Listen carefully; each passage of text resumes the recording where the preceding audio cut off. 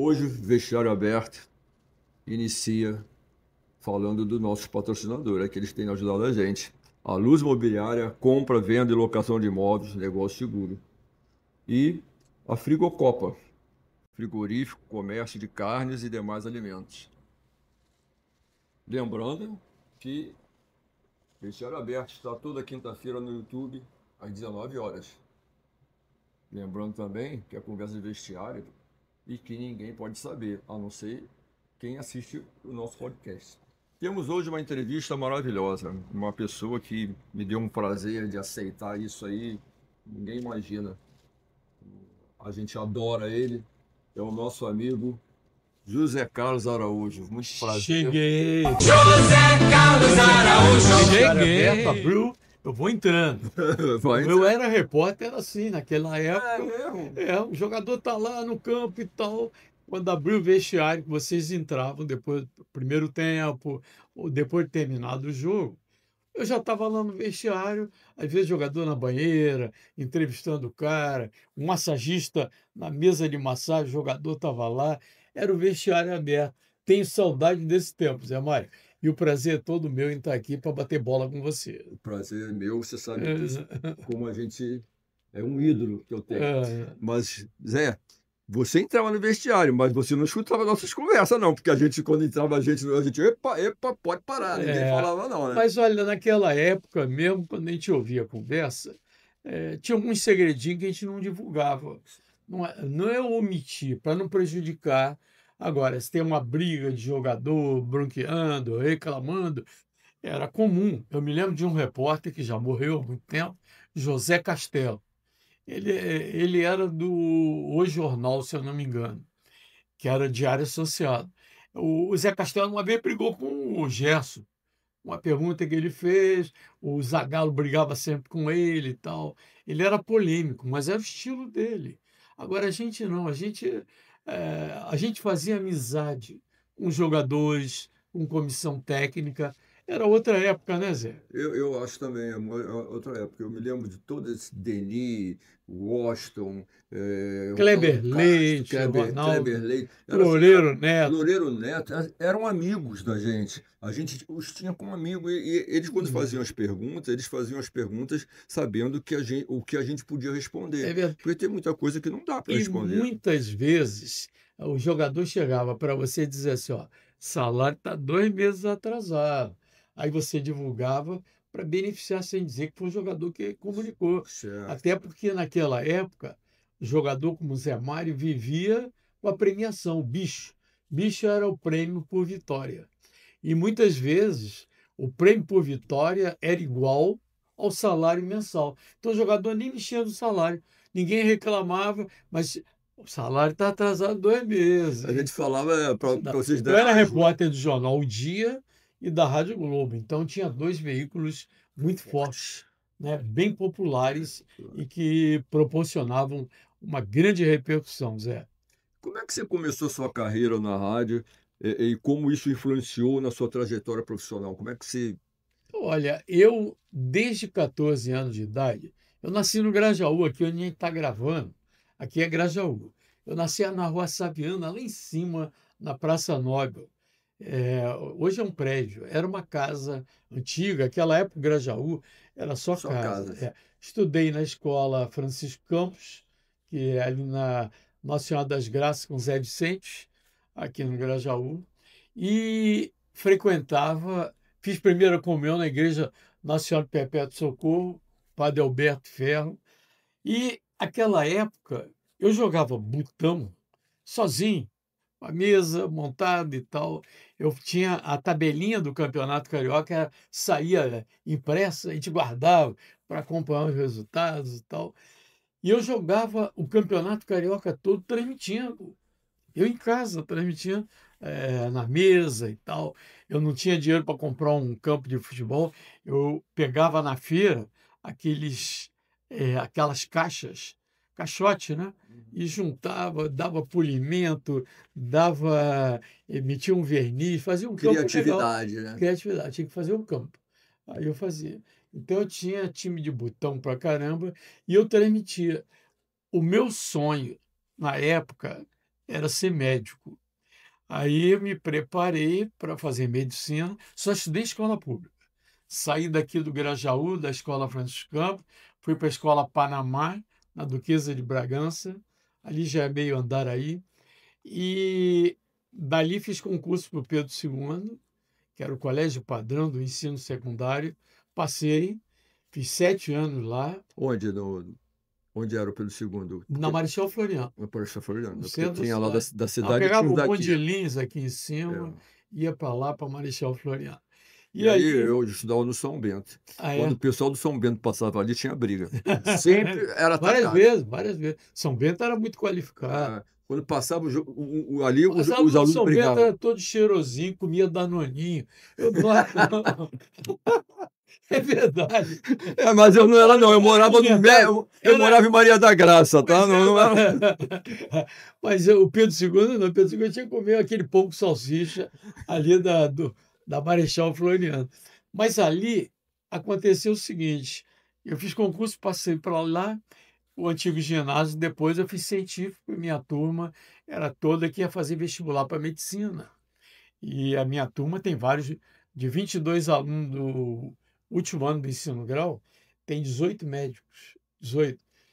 Aí eu preparei para fazer medicina, só que eu já trabalhava, ganhando e sustentando a minha casa. Meu pai desempregado, minha mãe de casa, dona de casa e tal. Antigamente era mãe, Eu, era. eu, filho mais velho, tinha que, já que eu fui para a luta e trabalhava 3, 4 horas por dia, como menor de idade, ganhava mais do que o salário, 2 salários de maior. Então, numa época que o pobre comia feijão e arroz todo dia, né? Não tinha Bolsa Família, não tinha nada disso, não. Aí, em razão disso, quando eu vi que eu ia fazer vestibular para medicina, terminei o científico, e eu ia ter que parar de trabalhar 10 anos, entre faculdade, residência, especialização. Eu digo, pô, eu não posso parar de trabalhar. E aí?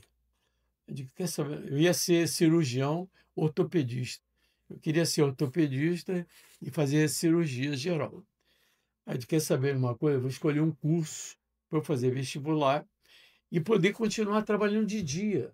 Eu trabalhava de dia. Como menor de idade, eu não podia trabalhar à noite. Era o juizado de menores me dava uma carta de autorização. Não podia trabalhar nem sábado, nem domingo, nem à noite. Mas eu trabalhava domingo, porque eu já estava no futebol e tal. Com 15, 16 anos, já estava trabalhando, sustentando a minha família. Aí eu digo assim, pô, a matéria que eu gosto é português ou geografia. Vou fazer concurso para a UERJ. Aí fiz concurso para a UERJ, passei. Quando estava terminando na UERJ, na época era o UEG, Universidade do Estado de É. Guanabara. Quando eu terminei, passou para a UERJ. Aí abriu concurso para o Estado. Aí eu fiz concurso, professor do Estado. Pô, professor, cara, ganhava igual um capitão do Exército, com militar ganhando bem. Professor, engenheiro e médico do Estado. Olha o nível salarial que era. Quando eu me aposentei como professor de ensino médio do Estado, meu soldo é de cabo. Aí eu digo, pô, o que caiu? Caiu o nível de ensino, Caiu tudo. caiu a qualificação do profissional do magistério e Uhum. caiu o poder aquisitivo do povão de uma forma geral. Mas a minha ideia era, não larguei o rádio. Quem informa o povo tá ferrado. Não, não. Em momento algum eu larguei o rádio. Até quando eu fiz CPOR para sair segundo tenente, eu sou R2, segundo tenente de infantaria. Fiz 2 anos, a época CPOR era 2 anos. Depois você fazia estágio na tropa. Eu fiz no antigo Regimento Sampaio, primeiro RI na Vila Militar, dando instrução para soldado, aquelas coisas todas. Aí saí segundo tenente. Por quê? Porque qualquer concurso que você fazia naquela época, valia 40 pontos o título de oficial da reserva. Aí, porra, eu digo, não, eu vou fazer exatamente para, na hora de concurso de título, eu tenho um upgrade aqui em relação aos demais. E era a época que veio a Revolução, o governo militar. Então, era uma época muito perigosa e, ainda assim, eu fiquei no magistério dando aula em Bangu durante 14 anos. Puxa vida. Eu, Parreirinha, Parreira era meu companheiro também de magistério, dava aula. Oswaldo de Oliveira foi aluno da gente. É. Lá de Realengo. O Oswaldinho era um garoto bonito do colégio e tal. Ele, Valdemar. Então, era aluno da gente. E ele fez educação física, tendo como referência o Parreirinha, que era colega nosso, e não me arrependo, não. Todo mundo diz assim, pô, mas você não fez medicina. Meus colegas, agora em outubro a gente se reúne para fazer o almoço de confraternização uma vez por ano. O duro é que a turma acima de 80, tudo sub-90, tudo sub-90. Aí quando a gente reúne, o cara diz assim, e o fulano? Pô, você não soube, não? Pô, cara, aí já era. Já Eu ia na reunião dessas, fazia a mesma coisa. Agora eu vou na reunião, Já não não me pergunto. pergunta O cara mais não nada. está lá, eu não pergunto. Eu fico É. com vergonha de É a perguntar. mesma coisa que você perguntar pro cara assim, E o cara e morreu. teu pai? Como é que vai? Não, já era, papai já morreu. É. E tal. Eu não pergunto mais. É desagradável. Mas a minha infância foi muito dura, trabalhando desde 15 anos, carteira assinada, né? Trabalhava muito, mas estudava e na época não se comprava em supermercado. Você ia para a feira livre, comprar a granel feijão, arroz, biscoito, tudo era um sacão grande, Ou no armazém, né? no armazém. No armazém Armazém era negócio do caderninho, caderninho. Pagava para pagar no fim do mês, fim né? do mês. Mas lá em casa a gente fazia mais feira livre mesmo, e eu é que ia com a minha mãe quando eu não estava trabalhando.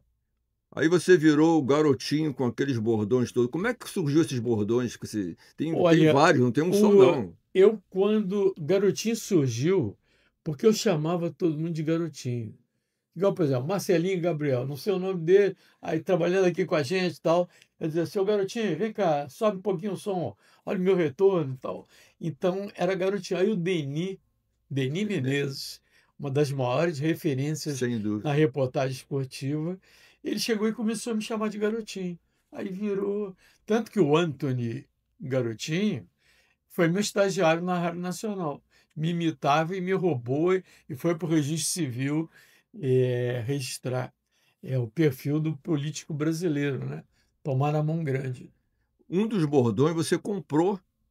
Eu li uma reportagem aí que você comprou. R$ 10. Eu não me lembro. Não, vou te explicar o que é que foi. O Chico Anísio e o Chacrinha, eu trabalhei na Globo 42 anos.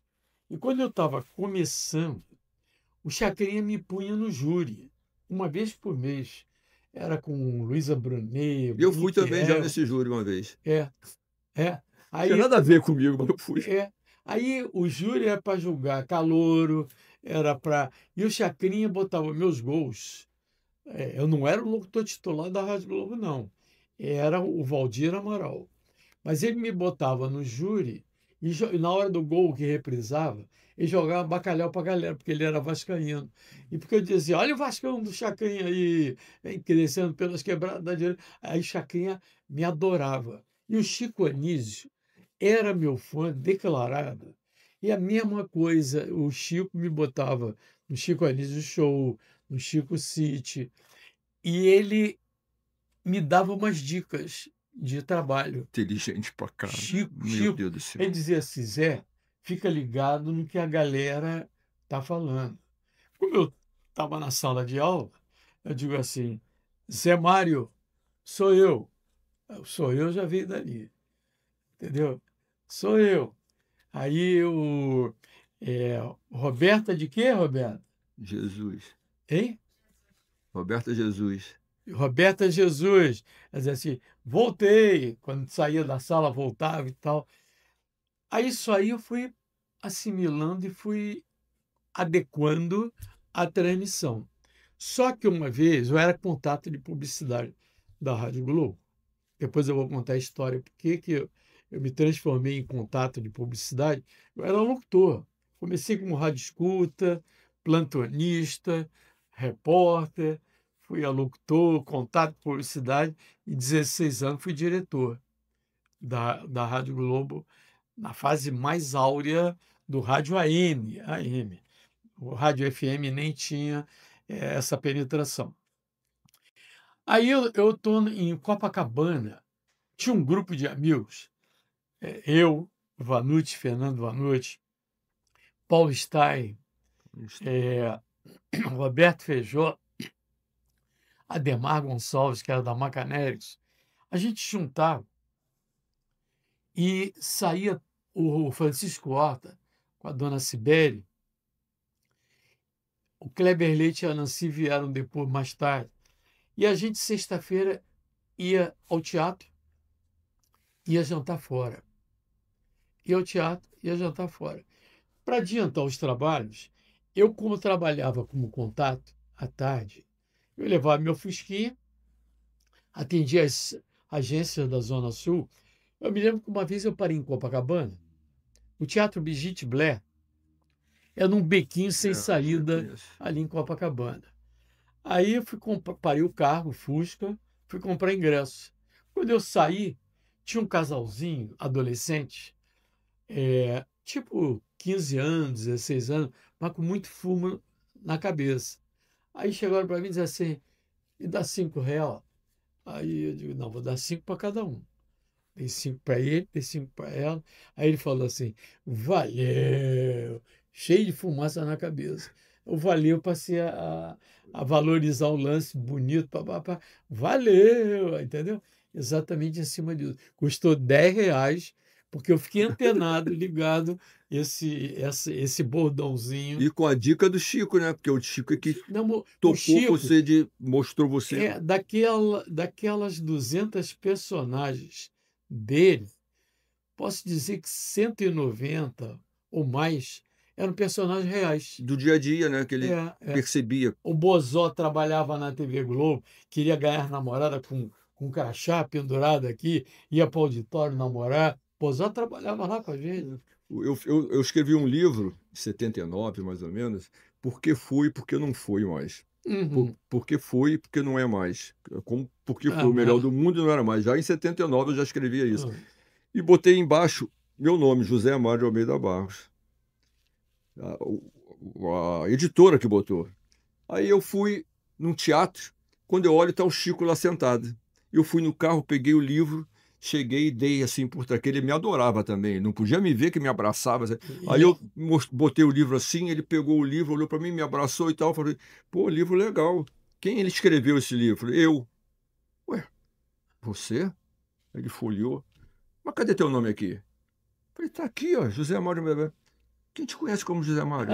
Tá errado isso aqui. Pode mandar a gravadora recolher, a editora recolher tudo. Tá Zé Mário. Zé Mário ninguém conhece. Ninguém compra o livro com José Mário de Almeida Barros. Você vê a inteligência. A visão. A visão dele. A velocidade de raciocínio. Engraçado, o Chico tem duas frustrações. Primeira, não ter trabalhado comigo como comentarista. Ele falava isso. E a segunda, arrependimento de ter fumado na vida. Que ele fumou muito e ele teve um enfisema pulmonar brabo, ao ponto de, no final de vida, ele está caminhando para o avião não aguentar, ir para a cadeira de roda para poder caminhar.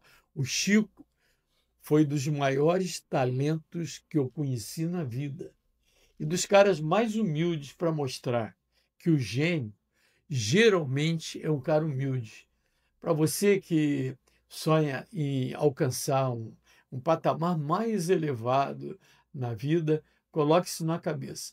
Todos os gênios, Pelé, Garrincha, Chico Anísio, Chacrinha, eram os caras humildes. Para você ter uma ideia, ele gostava tanto de mim, que eu estava na Rádio Globo, toco o telefone. Era o Quinzinho, filho da antiga comediante Ema Dávila, que trabalhava na equipe do Chico Anísio. Aí o Quinzinho liga e diz assim, Zé, o velho está querendo falar com você. Onde ele está? Está lá no Samaritano, na UTI. Eu digo, porra, na UTI? Querendo falar comigo? Vai lá. Aí eu peguei um táxi, Samaritano em Botafogo, da Glória até Botafogo, levei 10 minutos de táxi, não mais do que isso. Fui lá, entrei, Chico deitado lá, fazendo fisioterapia com o Eduardo Garrido. O Eduardo Garrido é botafoguense, foi diretor de basquete no Botafogo e é um fisioterapeuta maravilhoso. Fazendo a fisioterapia nele, Chico magro, pra caramba, muito magro. Ele falou assim: Zé, eu quero que você me ministre Jurei. Para quem não sabe, eu sou messiânico. E a ministração do Jurei, a canalização da energia através da mão, eu me emociono lembrando isso, porque o Chico estava magérrimo, estava nas últimas. Aí eu ia segunda, quarta e sexta ministrar Jurei no Jurei, Chico, pô, legal. porque ele me pediu. Eu saía dali, cara, com alma leve, sabe? Conversava, mas aquele tempo todo ele teve internações altas, até falecer. E numa dessas internações, ele chegava, não podia escrever, não podia nada. Ele deitado na UTI, a cabeça dele estava funcionando, sabe com como? Funcionando com o texto da Salomé. Se lembra da Salomé, aquele quadro que ele falava, João era para o Figueiredo, né? Gaúcha para gaúcho. Aí aqui é Salomé. Ele bolava, decorava o texto. Quando ele ia para casa, ele gravou algumas vezes. A última morada dele foi numa cobertura na Érico Veríssimo, esquina com a Lúcia Costa. Ali é posto 2, eu acho. Aí na Praia da Barra. E ele gravava sentadinho lá, na cadeira, vestido de Salomé, aqueles textos que ele não podia mais escrever. Mas ele guardava tudo e, rapaz, ele memorizou deitado no leito. Para mim, foi o maior gênio que eu conheci. E eu tenho uma gratidão tão grande. Para você ter uma ideia, eu criei o Torcedor do Futuro, uma promoção que levava estudantes de 7 a 14 anos na cabine para acompanhar o jogo comigo. O Zé Mário Almeida Barros, olha aqui. Quem é o melhor no primeiro tempo? É do colégio tal, eu dava referência, o colégio e a série, para o universo dele tomar conhecimento que ele estava ali. Aí o Chico me pediu, o Bruno Mazeu tinha 8, 9 anos, foi torcedor do Futuro comigo. Ronaldo Boscoli, grande compositor da Bossa Nova e tal, escrevia os primeiros shows do Roberto Carlos, era o Miele Bosco que escrevia. Aí o Ronaldo Bosco também, o João Marcelo, que é produtor musical, que vive hoje em São Paulo, me pediu também, João Marcelo, você leva o João Marcelo lá como torcedor do Futuro? Levei. Esses caras conviviam com a gente. E a gente tem que agradecer a Deus por ter convivido com tanta gente de talento que gostava de te levantar, cara. Eles não precisavam nada de mim, entende? Ele Mas foi fazer um show em Goiás, eu era treinador do Goiás. Quando eu chego de manhã no Goiás, o cara falou: tem um recado para você lá na diretoria. Eu falei: mas recado de quem? Não sei. Aí cheguei lá, era o Chico, recado Chico Anísio. Faço show à noite no teatro tal, tal, tal. Quero você no camarim tantas horas. Aí lá fui eu lá pro camarim. Quando eu cheguei, eu ia pagar o ingresso, já não deixaram eu pagar o ingresso. Aí eu fui pro camarim. Aí fiquei lá no camarim. E ele falando. Eu falei: vai começar o show, você não quer se concentrar? Concentrar pra quê? Se você fazer esse show toda hora. Eu falei: não, mas não é legal. Não, não, não. a cara dele. Aí quando deu 10 minutos para começar o show, não, agora você vai, eu vou te olhar lá onde você vai sentar, que eu sei onde é que você vai sentar, vou ficar com a cortina aberta. Quando você sentar, eu abro a cortina. Eu falei: para mim era brincadeira dele. Eu sentei na cadeira, quando eu olho, a cortina tá aberta assim, chegou aí? Eu falei: cheguei. Aí ele abriu a cortina e começou o show dele. Isso é o Assim, Chico o cara, assim, tudo ele fazia uma coisa engraçada, bonita e com inteligência, né? Impressionante. Agora vamos voltar para o seu caso aqui. Quais foram os seus principais desafios na sua carreira, ao longo da sua carreira? Porque você não era sozinho, você tinha grandes concorrentes Como é que foi esse desafio para você? Porque eram caras bons também, né? O O Valdir primeiro Amaral, desafio Cury. meu foi pedir demissão da Rádio Globo e ir para a Rádio Nacional em 77. Ou seja, a Rádio Globo tinha Valdir Amaral, Jorge Cury, João Saldanha, Mário Viana. Eu Foi o pedi primeiro VAR. Mário Viana foi o primeiro VAR. primeiro bar, é. Quando o árbitro errava, com o Ando errando por aí, dizia assim: eu vou descer, hein? Eu vou descer.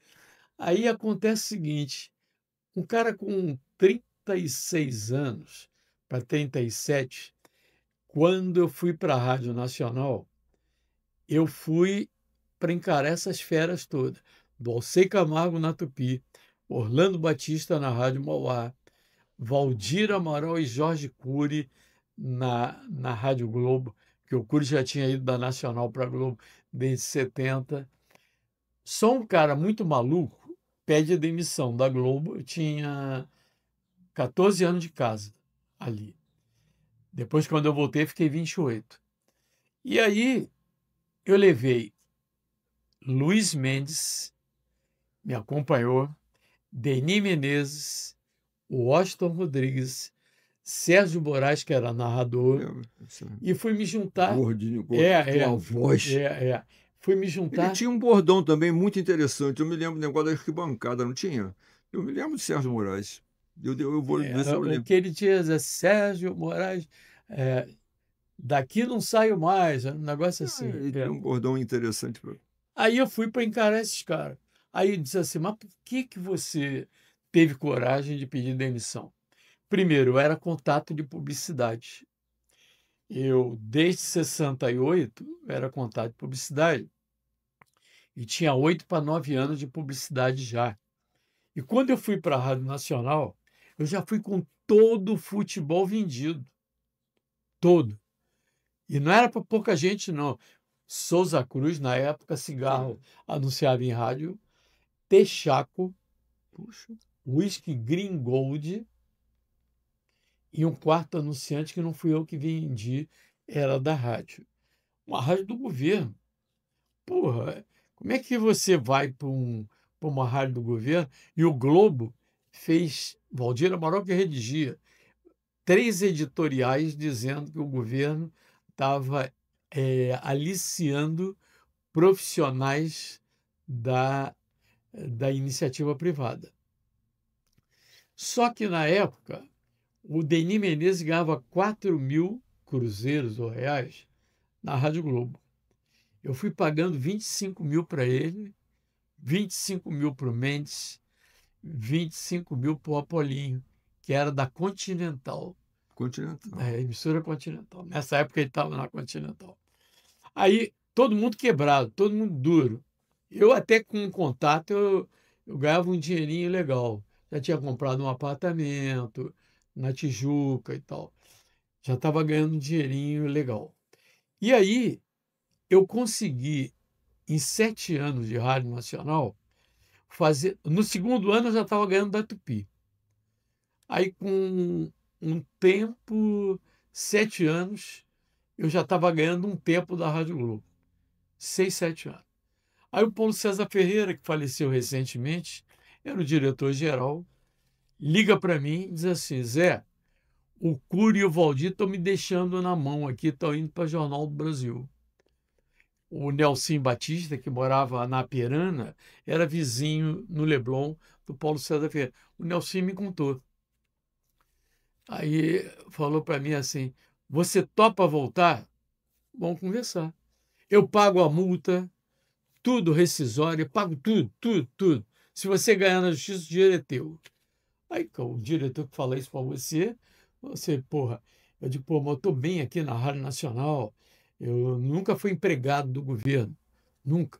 Eu tinha uma empresa que prestava serviço e eles me pagavam com publicidade. Tá? No início pagava com dinheiro, depois passou a me dar espaço para publicidade.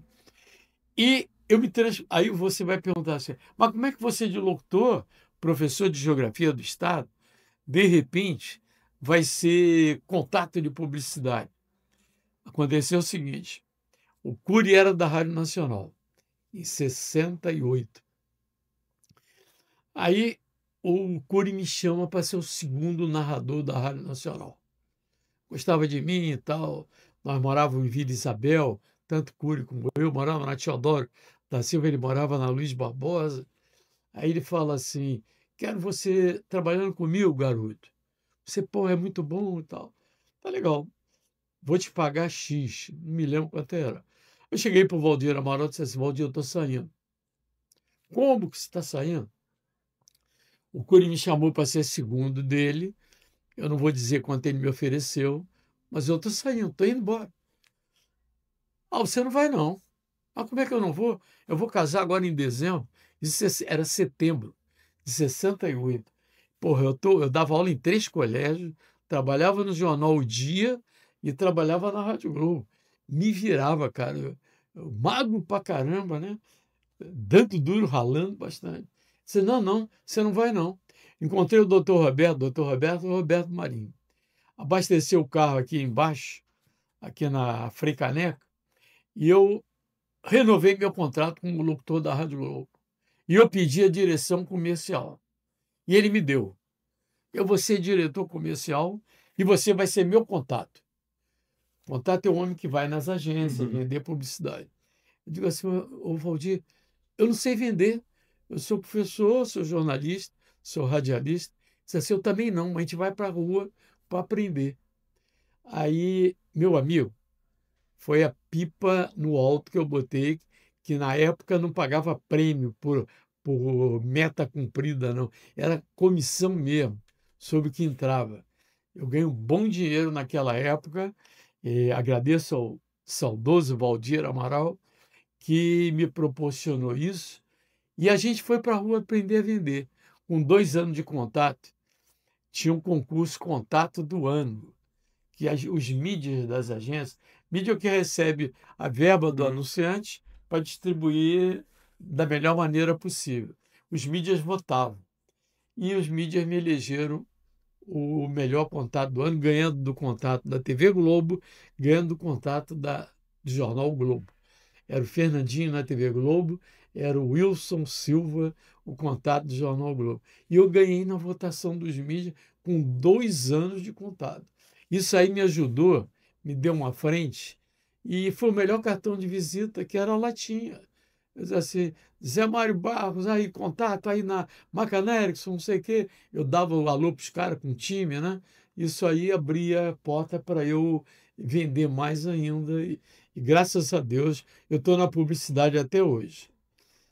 Qual é a sua realização profissional que você tem mais orgulho, maior orgulho? Ou de repente um gol que você narrou que. O maior orgulho, Zé, foi Copa do Mundo conquistada pelo Brasil. Qual A, foi a sua primeira que você participou? a primeira que eu participei foi em 74, na Alemanha. O Brasil foi eliminado. 70, eu fiz o sorteio dos grupos na Cidade do México, mas como não havia canal da Embratel para todas as rádios, montaram um pool de emissoras, cada canal para 3 rádios. Logicamente que as rádios cortavam a equipe. E aí a Rádio Nacional juntou com a Rádio Globo e a Rádio Gaúcha de Porto Alegre. Aí eu fiquei na coordenação, na retaguarda, mas fui fazer a transmissão de um torneio internacional do Botafogo na Cidade do México, em janeiro, e fiz o sorteio dos grupos. Agora, a maior realização foi exatamente a conquista da Copa de 94, até porque Parreira era treinador e eu estava querendo o primeiro título, e um amigo, um irmão, dirigindo a seleção, e a de 2002, Coreia-Japão, a conquista. Esses foram os 2 mais emocionantes, mas eu transmiti todas as finais, todas as Copas de 74 até agora. Como você equilibra o seu trabalho na Rádio Tupi, YouTube e o podcast? O podcast, como é que é o nome do podcast? Eu cheguei podcast. Eu sei. Cheguei podcast. Pode ir lá checar. Segunda e sexta é ao vivo às 5 da tarde. Não faz concorrência com o Vestiário Aberto, Não, para nós não. é só quinta. Eu cheguei em podcast. Mas podcast tem de tudo quanto é nicho, né? É. Você querendo. Existe uma coisa, Mas como é que você equilibra esse trabalho? rapaz, eu cuido da saúde. Então, eu sou um cara muito disciplinado. Por exemplo, eu acordo todo dia, 7, 7h30 da manhã. Todo dia. Todo dia. E os 5h30. Hein? Você é 5h30? 5h30. Eu 7, 7h30. Mas só que há dias de jogos que eu vou dormir 2h30 da manhã. A adrenalina está lá em cima. Você faz um futebol no Maracanã. Não é a adrenalina do Do jogo, mas do trabalho. próprio trabalho. Do trabalho. Cada do um tem a trabalho. sua adrenalina do Do trabalho, pô. é. Por exemplo, o jogo acaba às 11h30, eu saio do Maracanã meia-noite 15, meia-noite 20, vou chegar em casa 1 e pouco. Tomo um banho, eu não janto, eu tomo lanche e não bebo destilado, nunca fumei. Agora, faço academia diariamente quando eu estou indisposto. Hoje eu não estou afim de fazer academia. Eu vou para o calçadão, caminho durante 1 hora, 1 hora e 10, eu caminho e me sinto bem. Então, cuidar do corpo, a saúde vocal, não bebo gelado, gelo eu não bebo. Entende? É assim, destilado faz muito mal à corda vocal e eu só bebo vinho. Única bebida. Bebida alcoólica, Eu gosto de vinho só também, mas tomo vinho. um cálice para mim tá bom. Mas Uma taça para mim tá não, bom. é uma taça que eu tomo, eu nunca consegui Mas tomar é gostoso o vinho. uma garrafa. Eu adoro vinho e aprendi. Eu fui criado na casa de meu tio, padre espanhol, na Penha. E ele já me dava caneca com aquele vinho licoroso da missa. Já com 7 anos de idade, já tomava aquele vinhozinho. Então já estava neutralizado. Mas eu cuido, eu sou muito disciplinado. Muito. Qual foi o gol que você narrou que você sentiu mais prazer em ter narrado? Pode ser de qualquer. Olha, todos os gols eu tenho prazer, mas pela galera, foi aquele de 2001, o gol de falta do Pet no goleiro Elton do Vasco, título do Mengão. Gabriel vibrou ali. Quando aos 43 minutos o Pet bateu. Aí você vai perguntar assim, mas foi um gol, como o Renato de Barriga foi também, 95, né? Só que eu estava num táxi vindo de São Paulo, na última ponte aérea do domingo. Eu pegava um táxi no Santos Dumont para pegar meu carro ali na Glória e ficava a Rádio Globo. Era ali na Glória. Então, toca o telefone do taxista. E a chamada era a narração do meu gol, do Pet. Aí eu digo, porra, o cara, quando soube que era eu que estava escurinho, não me viu, porra, ele saiu do carro, fez selfie, fez foto, fez tudo, mas vibrou. E eu vi que a partir dali a galera comentava exatamente sobre esse gol do Pet, que foi o gol mais emocionante, por ser o gol do título aos 43 e de falta, quando o Vasco já estava comemorando. Comemorando. Não é? É isso aí. Qual é você tem algum sonho ainda assim que você. Não, eu vou conseguir isso ainda na rádio, né? Claro, transmitindo alguma coisa assim. O que se. Olha, Zé Mário, Você eu ainda não acho conseguiu. o futuro do rádio, o rádio passou a ser, isso aqui passou a ser espelho, agenda, telefone, rádio, jornal, tudo, hora, tudo, previsão do tempo, tudo está aqui. Então, o rádio passou aqui. E o rádio tem que se modernizar, tem que acompanhar essa evolução. Quando ele saiu do AM para o FM, foi uma baita evolução. Hoje você vai comprar um aparelho de rádio, você não consegue. Em 2002, no Japão, já era difícil encontrar um aparelho de rádio. Eu tive dificuldade. Eu e o Apolinho, nossas viagens, a gente vivia comprando rádio.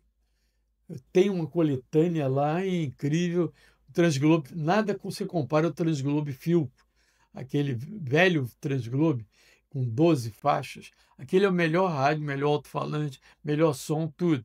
Mas hoje o rádio vai ser isso aqui, interagindo o tempo todo. Vou dar uma dica. O que que eu vislumbro como sonho? É que a direção hoje de rádio, de televisão, tem medo do novo, teme o novo, teme arriscar. E o rádio vai ser eu transmitindo, você interagindo comigo, e de repente eu dizer, Zé Mário, narra essa falta aí para mim, vamos lá, me ajuda aí. Aí você de casa vai narrar aquela falta comigo, vai comentar comigo, o ouvinte atrás do outro, vai ser interagindo o tempo todo. Essa vai ser a transmissão dos sonhos que eu vou realizar na frente de todo mundo. Será que Pode vai crer, chegar isso aí? vou Puxa conseguir, vida, hein? vou Vai conseguir. ser um passo. Mas É a evolução. o que falta é acreditar, apostar e ser criativo. E a criatividade, Papai do Céu dá. Eu falava para todo mundo quando eu estava começando, dizia assim, eu não quero ser melhor locutor que ninguém. Agora, eu quero ser o cara com QI mais elevado do grupo. E eu, graças a Deus, já no colégio, no exército, eu era um cara com QI acima da média. Isso me ajudava a crescer e ser diferenciado. Entendeu? Sem falsa modéstia, eu não sou melhor que ninguém, mas eu sou criativo. Vou dar um exemplo. Eu estava na Rádio Nacional, Maracanã, todo mundo levava radinho antigamente, você lembra? Radinho. Pá, Eles pá. nem viam o jogo, eles escutavam, falavam o que eu É, ouvia no. Tanto que na Copa de 74 da Alemanha, mostrava, antes do jogo do Brasil, mostrava um jogo do Maracanã e os caras da geral tudo com radinho. Aí o alemão me perguntou assim, na DOZ em Frankfurt, ele perguntou assim, vem cá, eles estão com radinho porque eles não estão acreditando no que estão Estão vendo? vendo. É incrível isso, né? Mas é a emoção do rádio e o que ocorre é o seguinte, a gente vai ter que partir para inovação. A gente vai ter que inovar. E a inovação parte para interagir. Eu jamais imaginava fazer uma transmissão de futebol com o laptop aberto, com a galera do Japão mandando mensagem para mim, de Portugal. Tem uma comunidade em Israel, é a Fla Shalom. É só brasileiro, torcedor do Flamengo. Os caras acordam 2h30 da manhã num prédio para ouvir pela internet o meu jogo, interagindo comigo. Então, já pensou esse cara lá no Japão, pô, ele não está vendo o jogo, no Israel? Eu acho que é Dirã, o nome da cidade, não me lembro bem o nome, não. Mas o cara que está com a televisão, ele quer a emoção que você está transmitindo aqui, que ele não encontra na televisão. Essa é a emoção. Porque hoje existe uma geração que acha que vibrar é gritar. Gritar não é emoção. Emoção é você transmite sem gritar. Então, esse é o grande desafio para quem narra futebol. Sem dúvida. Você falou aí que você chega em casa meia-noite, 1h da manhã. O que você faz para você relaxar? Porque no dia seguinte já começa de tudo de novo. É, Às mas vezes não tem nem um dia de descanso mais. Não, mas eu me reprogramo. Eu não transmito todo dia, nem tem programa diário mais. Tive muitos anos. Globo Esportivo, eu fiz quantos anos na Rádio Globo? Eu, Luiz Mendes, Heraldo Leite, Renato Maurício Prado, toda a turma, o Loureiro Neto, Felipe Cardoso, a gente fazia debate e depois eu entrevistava cantor, fazia um show. O Apolinho passou a fazer isso na Rádio Tupi, um show do Apolinho. E eu adoro vinho, como eu falei. Quantas vezes eu chego em casa, eu abro a garrafa de vinho, tomo uma taça só, com um pedacinho de queijo, uma bolachinha e tal, uma pastinha, e já relaxo. Aí vou. Melhor que tomar um comprimido do Zolpidem. Muito melhor. Como que você, a sua opinião do futebol atual? Vamos entrar agora na nossa área Olha, hoje eu vejo futebol com menos qualidade do que vi anos atrás, ganhando fortunas para perder, não ganham mais, não é a premiação por vitória que estimula o jogador, seus contratos milionários. com jogadores que são inferiores àqueles de uma, duas, três gerações atrás. Não resta a menor dúvida. Por exemplo, o Zico hoje estaria acima do nível de todos esses Meu Deus do caras. céu. Não é verdade? O Pelé, Garrincha, nem pensar. Mas o Zico estava muitos anos à Ele frente. foi estabilizar a vida dele quando ele foi para o Japão. Exatamente. Olha o que ele jogou no Brasil, meu Deus do O céu. maior salário do Zico correspondia a $20 mil. Não era mais do que isso. Não era mais do que isso. Então, era quando ele foi para a Udine, né? Que ele foi para a Itália, é que ele começou a botar a pipa dele no ar. Então, o próprio Pelé, que teve quebrado um tempo, Nos Estados Unidos que ele Foi, foi, a foi. hora que ele Ele foi estabilizou. quando a Warner o contratou, ele passou a se estabilizar. Na nossa época, a gente não pensava em dinheiro nos contratos. A gente não pensava em dinheiro na hora que entrava no campo. A gente gostava de jogar futebol Jogava com alegria. com alegria. A gente se preocupava com a torcida. Quanta gente tem, pô, lá, muita gente. Vamos nos apresentar, vamos correr, vamos fazer acontecer. Porque, infelizmente, a parte financeira ficava em segundo plano. É A verdade. gente, tudo bem, quantos atrasava o pagamento? 2, 3 meses, e a gente não reclamava, não falava nada. Para não Claro, ganhar o passe livre, quando chegava 3 meses, pagava um. e a gente às vezes falava, como o outro falou, pô, o salário está atrasado, porque a gente não estava mais suportando. Tinha hora que não dava mais para suportar, a gente tinha que recorrer a alguém. E a gente falava com os amigos, para os amigos botar, porque se a gente fosse falar pessoalmente, dava confusão para a gente. Não, e tem uma coisa que eu falo e as pessoas se surpreendem. Qual é a maior estrela do futebol brasileiro hoje? É o Neymar. Lógico que é. Em mídia, em repercussão internacional. Neymar, Parça, hein? em parça, É, parceiros. tudo. É o Neymar. O Ronaldinho Gaúcho jogou muito mais, no meu modo de ver, do que o Neymar e não ganhou a 10ª parte que o Neymar ganha. Entendeu? Isso mesmo. Como jogador, como craque, o Ronaldinho Gaúcho foi mais jogador do que ele. Eu também acredito. É. Quem viu o Ronaldinho jogar, eu participei. É um jogador brasileiro, alegre, palhaço, Joga motivado. motivado. Pô, Não suporto jogador que encosta nele, vai para o juiz, reclama o tempo todo. dá no ombro, ele bota a mão no rosto. Esse jovem Wallace Ian, que tem uma bola redonda, jogador do Flamengo, vindo da base, é um exemplo. Foi expulso Ele agora. quer apitar, foi expulso, e não foi a primeira vez. Ele repete as coisas, entende? Vira mascarado, contrata logo o empresário contrata 2 assessores de imprensa para blindá-lo, e essa blindagem faz com que blinde também o futebol, que o cara não aparece, entendeu? Eu acho que hoje a qualificação dos profissionais, a gente não tem mais aquele jogador, vem Copa do Mundo aí, aquele jogador, manda a bola nele que ele vai resolver. Outro dia eu falei isso aqui, a gente em 72, o jogo estava difícil, joga no Paulo que ele resolve, nós mesmo falávamos entre a gente, joga no Paulo que ele resolve, Rivelino, Gerson, joga no Gerson que ele bota os caras na cara.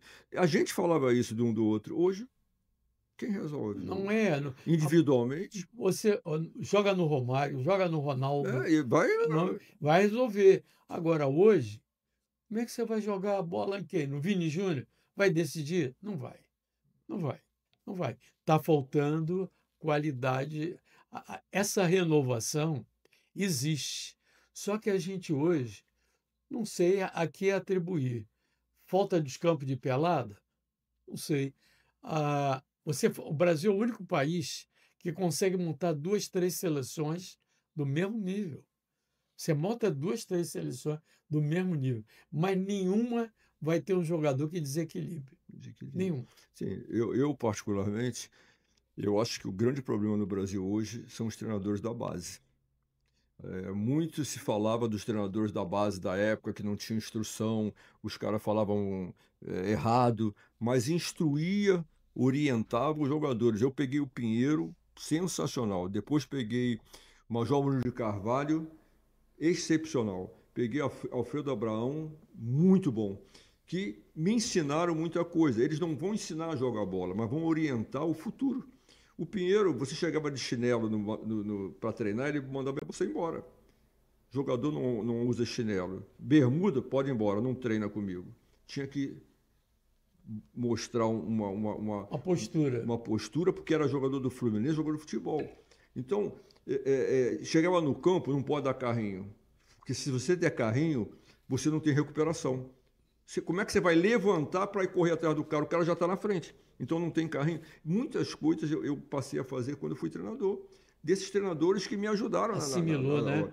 Eu hoje, treinador estoque, não pode driblar. Como um jogador sul-americano não pode driblar? Se sempre foi a diferença que deu.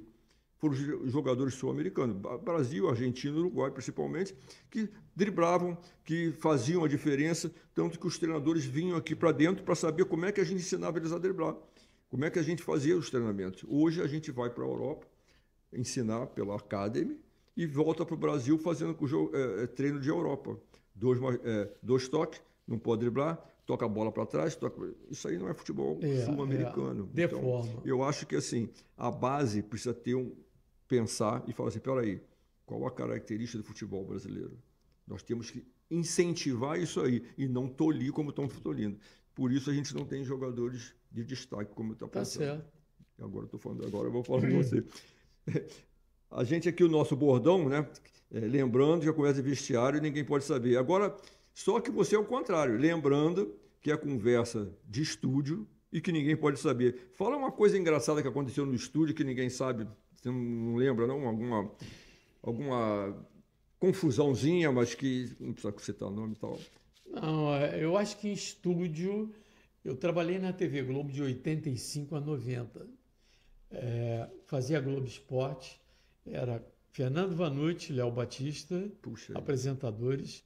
E naquela época, o Globo Esporte, ele tinha um bloco local. O primeiro bloco era local. E eu fazia o bloco local do Rio de Janeiro durante 5 anos. Armando Nogueira e Alice Maria, meus diretores. Infelizmente, o Vanucci nos deixou, o Léo Batista nos deixou mais recentemente. E eu me lembro que um dia eu era diretor da Rádio Globo. E eu trabalhava na TV Globo e era colunista do jornal O Dia. Tinha a coluna do Garotinho. Durante 7 anos eu tive a coluna lá. Aí eu chego na TV Globo, está em greve. Ninguém pode entrar, não sei o quê, o piquete na porta, não vai ter jornalismo, não vai ter nada. Aí eu argumentei, cara, eu sou diretor da Rádio Globo, eu tenho que entrar aqui, eu não posso ser barrado. Os caras concordaram, me deixaram. Aí não tinha o operador para rodar o TP. TP é o texto que sai espelhado na câmera e que você lê dali.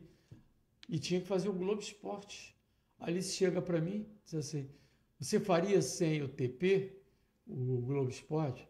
Quantos minutos você quer? Uns 5, 10 minutos, tá bom? Greve geral, rádio, televisão, tudo. Aí eu digo, deixa comigo. Aí eu peguei um papel, botei um roteirinho e botei no TP, espelhou na câmera, e com aquele roteirinho eu segurei 10 minutos de Globo Esporte, fazendo sem ter redator, sem ter imagens, só improvisando sobre o noticiário do dia e mandei ver. Esse foi um momento marcante que pouca gente sabe, mas teve que segurar. E se passou no estúdio, Jardim Botânico. Tá. Eu vou colocar aqui alguns nomes que eu me lembro, né? Nós já falamos do Valdir Amaral, do Cury, de alguns, mas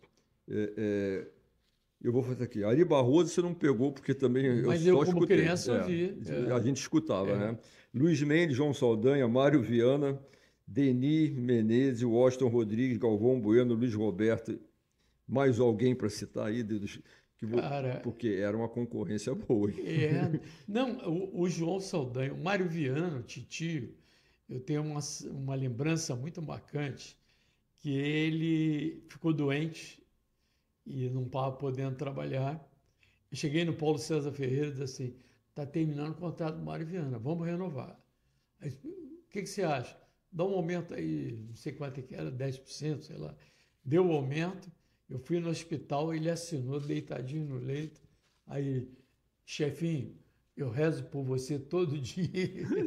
O velhinho Mariano falando isso para mim. Isso me emocionou na época. Eu me lembro que ele estava internado e morreu logo depois. Uma grande figura humana. Só profissionais de alto nível. O Luiz Roberto veio do rádio, era da Rádio Globo, é o maior profissional hoje. O Galvão Elconcourt marcou a passagem dele. Eu gosto muito do Daniel Pereira, o Dandan, e do Gustavo Villani, os dois jovens que estão aí narrando na televisão, eu gosto. O João Saldanha foi um campeoníssimo. O João conseguia comentar um detalhe do jogo durante 15 minutos de intervalo. Ele só comentava um detalhe do jogo. Era grama alta, chutava... Ele pegava detalhezinho. Detalhe e desenvolvia esse detalhe. Eu tive um problema com o pessoal da rádio, que era assim, eu estava no Botafogo como treinador e estava almoçando. E aí entrou o jornal da TV Globo, de esporte, com... Você falou aí, o repórter... O Léo Batista? O outro. Fernando Vanucci. Fernando Vanucci. Aí entrou o Fernando Vanucci e falou assim, Botafogo corta a cabeça do Zé Mário hoje. Estavam minhas filhas, né, a Roberta e a Renata na mesa, isso em 70, sei lá, 80 e pouco, elas tinham 3, 4 anos, deram de chorar. Não queriam que eu fosse para o Botafogo, que iam cortar minha cabeça. Foi um auê na mesa, não comeram, foi um transtorno. A partir desse dia, eu nunca mais aumentei o som da televisão. Até hoje eu não aumento o som na televisão. Nunca mais eu vi programa esportivo na minha vida, a não ser que fosse assim, Zico. Aí eu aumento para ver o Zico, pessoas específicas. Fora disso, eu cortei. E aí a minha esposa fica assim, eu estou vendo o jogo sem som. Aí ela fica, por que você não aumenta o som? Porque eu estou vendo, não precisa ninguém falar o que eu estou vendo. Se for no rádio, eu vou ter que aumentar, porque eu tenho que escutar, mas aqui não.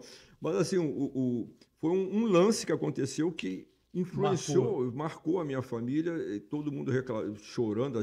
Eu fiquei apavorado. Então, vou te contar um lance. Granja Comari. De estádio ou de vestiário? Não, Granja Comari. De estúdio. Comissão técnica almoçando. E foi no Globo Esporte, sai que uma charge do Chirol como... Como é que chama?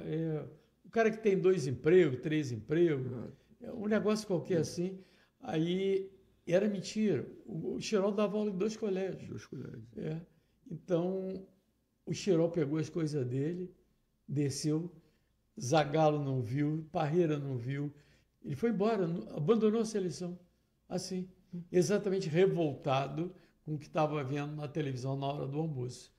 Coisa incrível. É porque... Assim, a gente entende que para fazer o programa de televisão tem que dar Ibope, porque a concorrência é muito grande. Se não der Ibope, o cara some.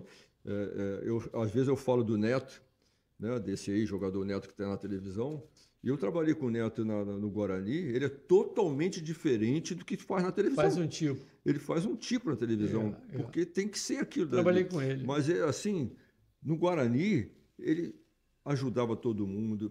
Um dia... Como jogador, ele só tinha uma coisa, ele comia muito e gostava de tomar um litro de Coca-Cola. O Castor dizia para mim assim, eu pago esse cara para emagrecer, mas ele não emagrece, olha lá o litro de Coca-Cola. Mas era assim mesmo.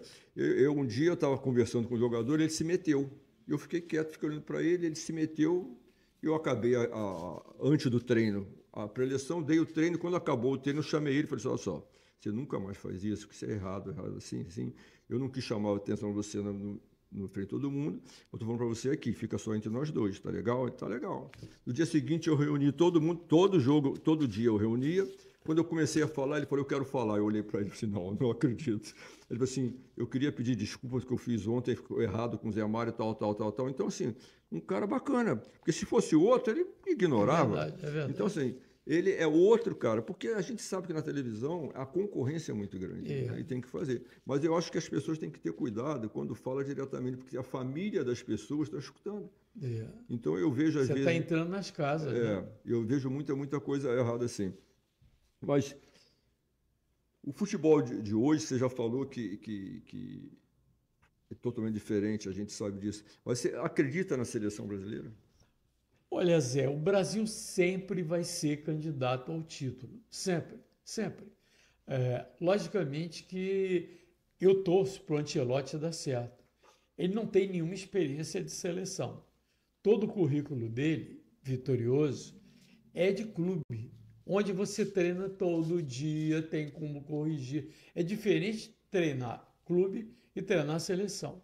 Haja vista que Dorival Júnior e o Fernando Diniz, que são dois treinadores conceituados, não deram certo na seleção. Por quê?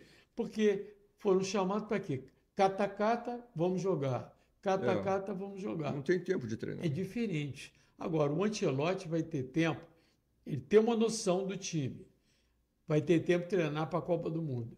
E conhece o futebol. E a maioria dos nossos jogadores está lá fora. Tá lá fora. Né? Eu acredito no trabalho e principalmente... Porque qual é a grande seleção do mundo hoje? A França? Não sei. A Alemanha? Sempre é. É tudo no mesmo nível. Mesmo nível. Não é? O Mundial de Clube mostrou isso. Quem foi o melhor time? O melhor time foi o PSG. Em quarto lugar foi o Fluminense. E campeão do mundo foi o Chelsea. Então, como Copa do Mundo é torneio, não é campeonato, nem sempre ganha o melhor. Então, se souber jogar pelo regulamento, Parreira em 94 foi assim. Jogou feio, jogou pelo regulamento, mas tinha um Bebeto e um Romário que decidiam. Hoje a gente não tem esse jogador. Eu também acho isso aí. Eu tive com o Ancelotti essa semana e fiquei entusiasmado. Eu até levantei, abracei ele e falei, sou seu fã, virei seu fã. Pelas coisas que ele falou, que é o nosso pensamento. Ele, como foi jogador e dos bons, talvez ele pense igual a gente. Né? Da bola para trás, que ele é contra, reclamou da bola para trás, o toquezinho, muito toque que não chega a lugar nenhum. Ele falou isso tudo. Então, eu voltei a torcer para a seleção brasileira pelo que ele falou. Agora vou prestar atenção se é verdade. Se ele falou só para a gente, ou se ele realmente vai colocar na prática. Mas estamos terminando aqui. Agradeço de coração ao nosso amigo, porque é meu ídolo desde que eu jogava. Né? E se prontificou a fazer. Na primeira vez ele não pôde, marcou, e aí, como é a vida dele mesmo assim, teve que desmarcar e agora está vindo. Muito obrigado, Zé. Obrigado, Zé. Um prazer muito grande, você não imagina o prazer que eu tenho. Obrigado. Marcelinho, Gabriel, Roberta, o nosso Beto Armed lá embaixo, toda a galera, aquele abraço, a minha gratidão. Lembrando que é conversa de vestiário e que ninguém pode saber. Toda quinta-feira, no YouTube, às 19 horas, vamos lá. Beleza?